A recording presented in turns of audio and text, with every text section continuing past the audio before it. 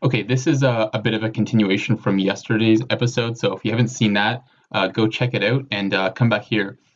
Basically, we're looking at, again, the sort list component, and we're going to expand on that literally, because what we're talking about here is how we can use this if we have data that's associated with the values in our A values. If we have other data that's associated with that, we also need to rearrange that in the same way that this data is being rearranged. So I have a very simple example here, and in the case of your projects, it's probably going to be a lot different, but this is just to represent the concept, just to kind of break down the concept into its simplest form.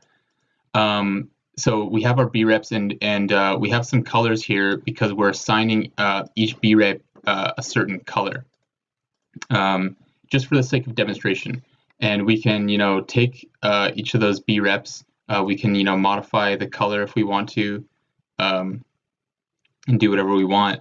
But once we have those colors assigned to the B-reps, we want these B-reps to maintain these colors because the color represents some type of data that's associated with that B-rep, and and we need to maintain that relationship. But if we were to just plug the final result, the stacked boxes, if we were to plug that into the custom preview component, and we used that same list of colors, the order, it's not going to look right because the box is stacked properly, but the colors are not maintained. And this is because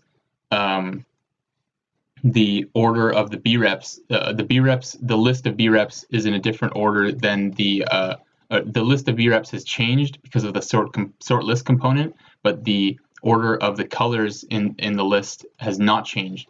So what we can do is expand this and add a B value, which is doing the exact same thing as the A value, but we keep them separate. So now we can plug this into the B value, and the B value will be arranged using the same algorithm as what's rearranging the A values based on the keys, like we talked about in the last episode.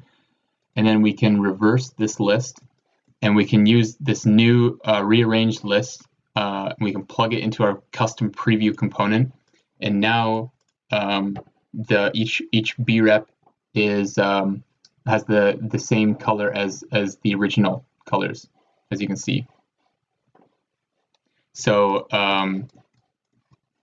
and we can add as many values as you want. So yeah, again, this is just representing any kind of data that could be associated with the original geometry or something. There could be several lists of data that you need to keep separate, but they need to be arranged in the same rearrange order.